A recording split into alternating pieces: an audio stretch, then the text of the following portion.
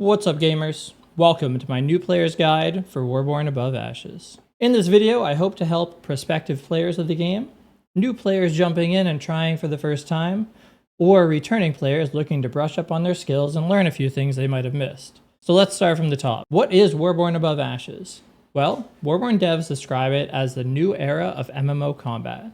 You get to jump into a galaxy of beautiful sci-fi themed graphics and are immediately thrust into a war between rival factions to capture the land. The game is played from the top-down perspective and features combat that would feel familiar to someone who has spent some time playing MOBAs, except on a much larger scale. Now, I have already made a couple of videos detailing my thoughts on the Warborne playtest that we've had a chance to play so far, including comparisons to other similar games.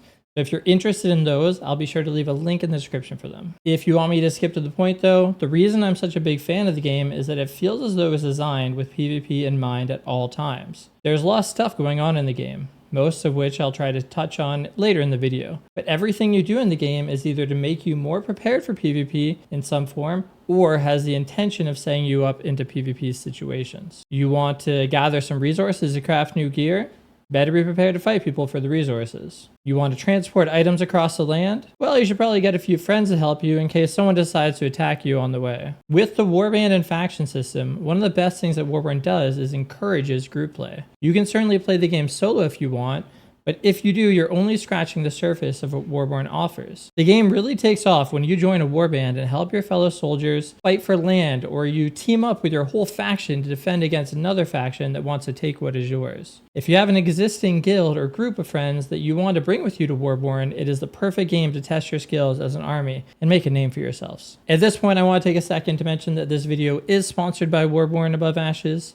They were kind enough to sponsor this video so I could take some time to talk about the game.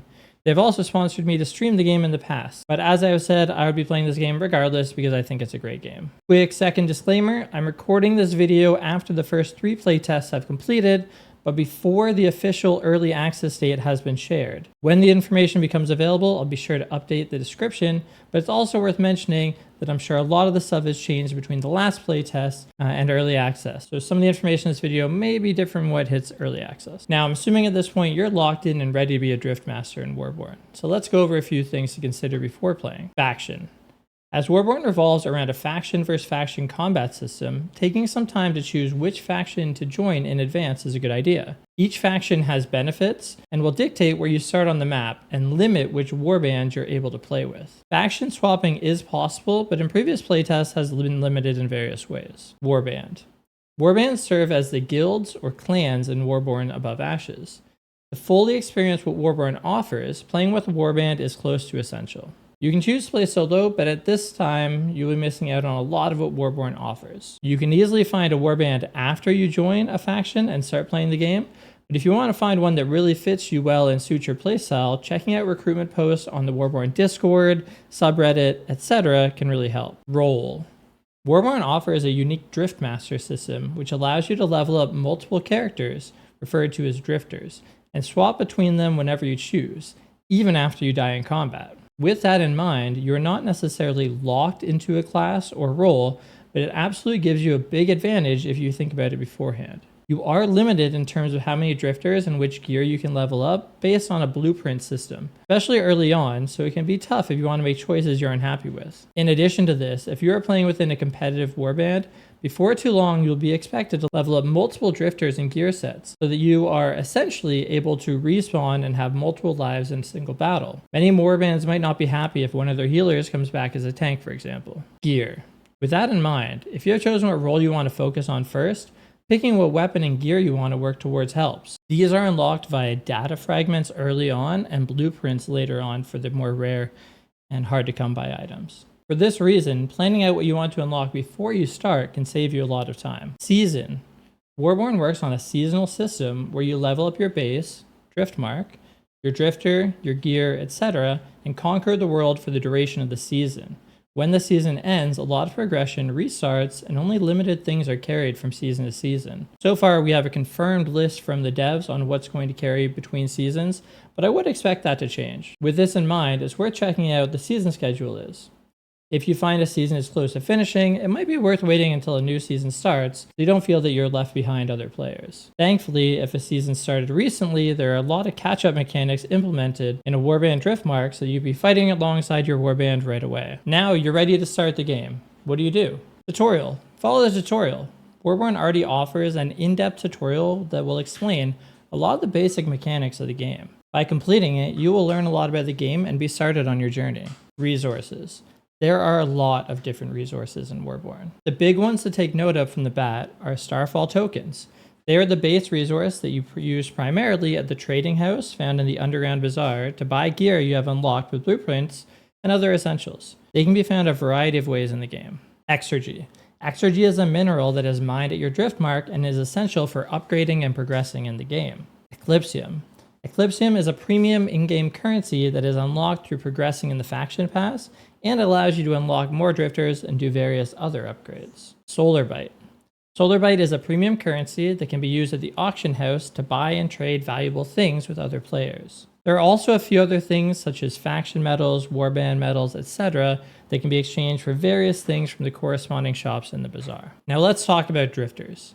Drifters are the playable characters that you select. As I mentioned, you can have multiple drifters and swap between them as needed. They each have their own specific active skill and passive skill. As you level your drifters up, it allows you to allocate 10 points to either strength, agility, or intelligence. Each drifter is also divided into one of the base types as well, which determines how they scale. Strength increases your HP and block chance. Strength-based drifters make excellent tanks or melee DPS. Agility increases your attack speed, critical rate, and evasion. Agility-based drifters are great range DPS, assassins, and even melee depending on your playstyle. Intelligence. It increases your maximum mana and reduces skill cooldowns. Intelligence-based drifters are often healers, supports, or mages. As a really simple rule, if you are to pick a drifter and slam the majority of their stat points into their type, you should be fine. Your Driftmark base provides you with a whole lot of things. You can respawn there when you die. You can craft various consumables, gear, etc. here. You can access the Underground Bazaar. You can upgrade your Driftmark. You can access the Rift Scanner, and you can access the Research Station. Let's start with research. Research can be expensive, but is also time-gated. Depending on how you want to progress, it is absolutely worth thinking about what you want to upgrade next. At many points, it isn't worth just spending all of your exergy you have instead of saving for a major upgrade. Some of the priority upgrades to consider are Driftmaster level, Exergy mining bot, Drifter upgrade, and advanced equipment, inventory expansion so you can get more loot, and whatever technology is needed by your warband for their endeavors. Things like advanced turrets, demolishers, etc. Speaking of loot, how does loot work in Warborne? Well, first you can loot things like supply chests and various other forms of PvE content. That's all pretty self-explanatory. I'm going to go over how the PvP loot works. When you die, you lose half of the things you have in your inventory and one piece of equipment. Lost gear is sometimes returned to you in the mail, and deeper zones in the game do increase the risk of losing gear as well. You do not need to actually click a corpse to loot it. If someone dies and you participated, there is a chance some of their loot will automatically go into your inventory. Warborne is technically not full loot at any point, and as someone that personally enjoys full loot PvP, this initially put me off, but upon playing, I actually ended up liking this system a lot better. You still absolutely feel rewarded for winning fights, and yet because you're not risking absolutely everything you have on you, people actually tend to want to fight more. Oftentimes, I'll attack someone and they'll fight back rather than trying to run away. And when they do die, they often just respawn and get back out there. Now, how do you level up? Following your quest is the easiest way to level up early, but beyond that is all about picking the right activities for the group that you have. You can spawn solo or group rift from the Rift Scanner in your Driftmark, and these are an excellent way to level up. The group rifts in particular may be the fastest source of leveling in my opinion.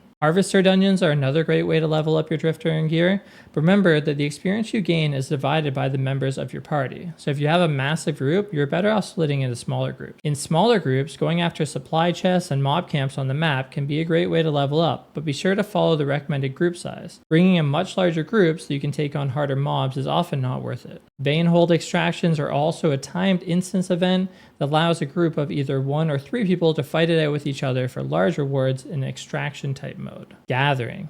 Gathering is essential. Start early and often.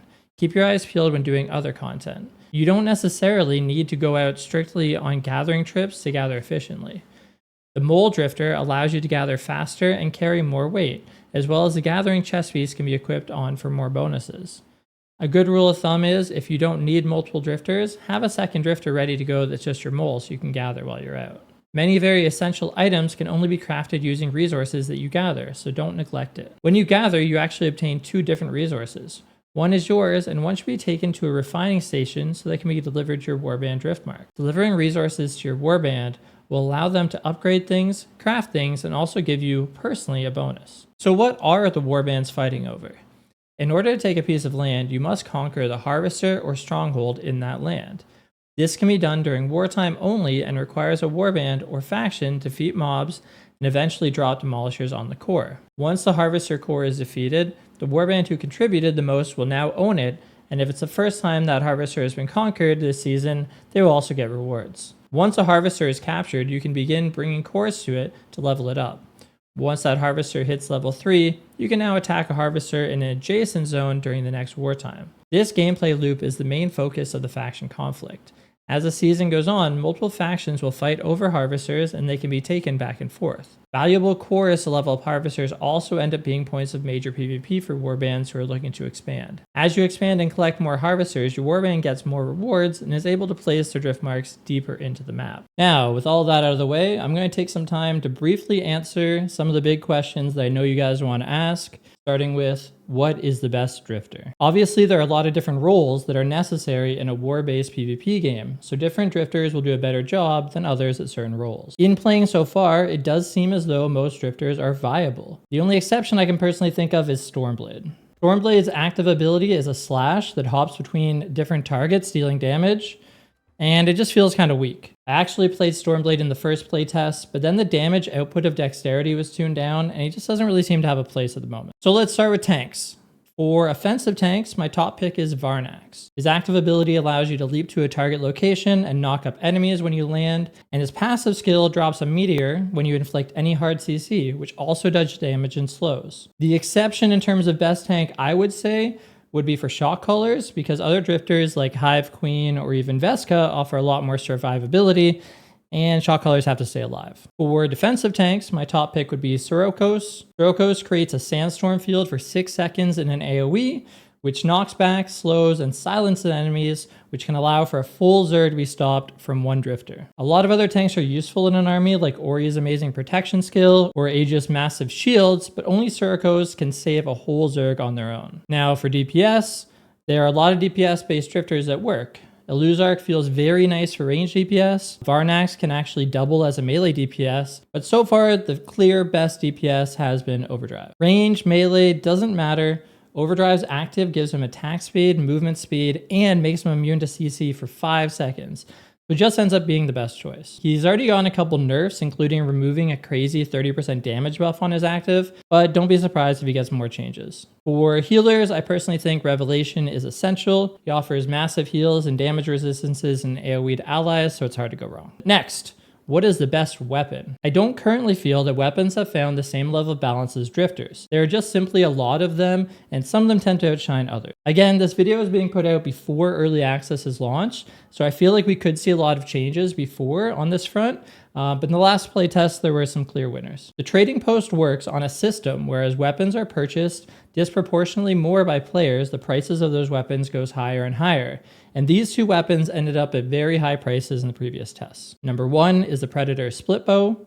This weapon allows a ranged DPS to absolutely mow down enemies, especially when paired with Overdrive or Eluzark's active ability. This thing shreds. Number 2 is the Wingblade. This axe shreds damage resistances in an AoE while knocking up and doing massive damage. If you let 1 or 2 of these pop off in the backline of a Zerg or a small scale fight, it's very, very hard to stop them. Now you know the basics. How do you go beyond this? This is when personal skill development takes place, actually getting good at the game. So maybe you decided you're a tank. You've selected a drifter and gear that makes sense for your role, and you follow your warband army out to a massive fight over a harvester.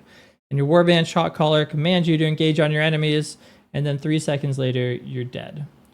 Or you have decided to hop into your Warborne's exciting extraction dungeons. You're mindlessly fighting a boss when all of a sudden an invisible player jumps out and kills you before you can react. This is when the game really gets fun, when you get to start putting your skills to use versus other players and figure out how to overcome them. If you're interested in more involved intermediate guides on Warborne, or if you just want more Warborne content in general, leave a comment. If you're wondering at this point, when can I play Warborne? Well, I have been given some insider info at the time of recording this. But the Warborne devs intend to launch their pre-established event August 26th. And the pre-established event is now up. We have been giving a launch date of September 19th for the first season of Warborne Above Ashes, where you can duke it out with top warbands such as GG Bond, Grey, and STFU. On the pre-assembly website, you can sign up to join your warband, and by completing tasks such as joining the Reddit, Discord, or inviting friends, win spins for huge prizes like Eclipsium, a Switch 2, and a grand prize of a fire-spitting robot dog. I'll be sure to update in the description with a link to that when it's available, so make sure you stay tuned. My guild Violence has already been hard at work rallying the troops and thinking of different tactics and strategies to approach the first season. Our beautiful recruitment video we posted as well, which I'll also link in the description if you're interested. I'm a big fan of Warborne, and I'm looking forward to playing this game for a long time to come.